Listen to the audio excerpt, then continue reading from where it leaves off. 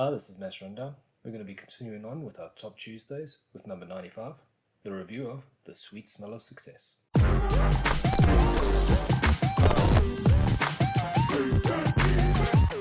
Sweet Smell of Success is a 1957 film directed by Alexander Mackendrick, starring Burt Lancaster and Tony Curtis.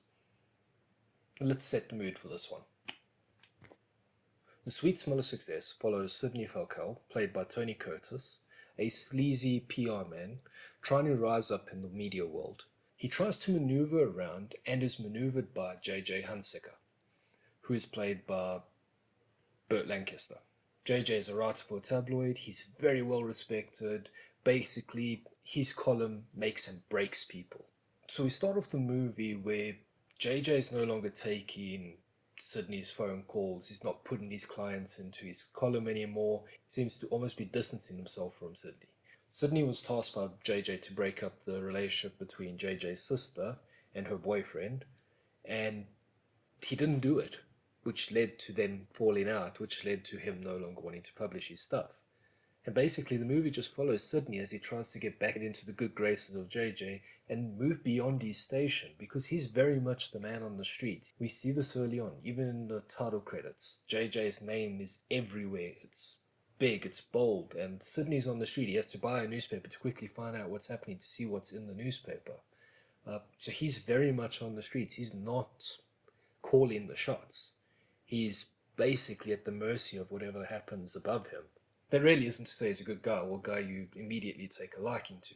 He pimps out a friend so he can get some space in a newspaper. He goes so far as to frame the boyfriend of JJ's sister for drug possession and being a communist. So he's not a good guy. Even in his mannerisms and that, he's not a good guy. But he is the underdog, and you do find yourself strangely rooting for him.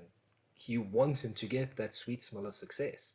At one point, after he's framed JJ's sister's boyfriend, he gets a taste of the smell of success and he's celebrating with his friends. And this high is followed straight away by his collapse. Just looking at the good in the movie, Burt Lancaster and Tony Curtis are phenomenal in this. Tony Curtis brings this nervous, anxious energy to every single scene, and it works with his character because he feels like his whole career is sitting on a knife edge that anyone can make or break him at any time, and he plays that. You see that in his performance. Burt Lancaster as J.J. Hunsecker is brilliant as well. He has this menace to him, and it's not in his mannerisms because there's nothing threatening about him, but his words are coated in venom.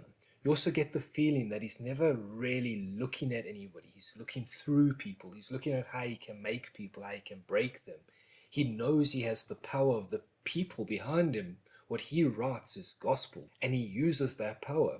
I read that they coated his glasses in Vaseline just to give it a bit of an extra shine, and you almost at times can't see his eyes behind his glasses, and it just makes him a bit more menacing. You can't see his eyes, you can't see what he's feeling, what he's thinking. It's not really overt threats that he uses. It's these subtle twists in language that the character's almost taken aback by, and like, was that a threat?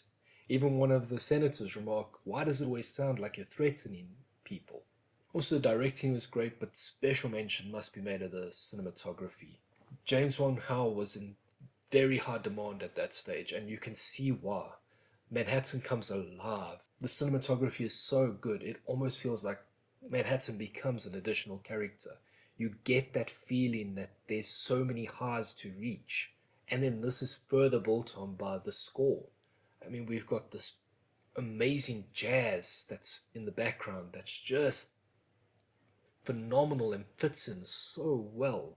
And I know technically it's not a noir film, because it lacks the detective, the femme fatale, the major crime aspect of it. Although there is crimes within here, there's framing people, there's browbeating, there's certainly blackmail going on.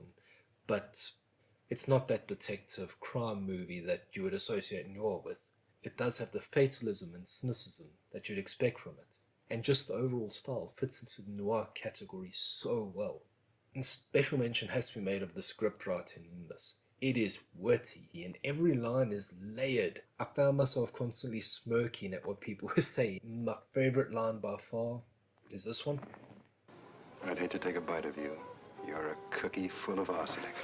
There's no real bad I can think of, so jumping straight to overall, the film is great. It's worth a watch. If you haven't seen it, definitely give it a watch. If you appreciate language and its subtle nuances, you'll love this film. If you enjoy great cinematography, you'll love this film. If you enjoy just watching good actors interact with each other, you'll enjoy this film. It's also got a good story. It's not the most complicated story, but it's a good story. It's riveting. And now for the rate. Let's just fix this. And now for the rating. Give it a 8 out of 10. It was pretty damn good. Let us know in the comments down below if you've seen The Sweet Smell of Success. What did you think about it? Bye. Later.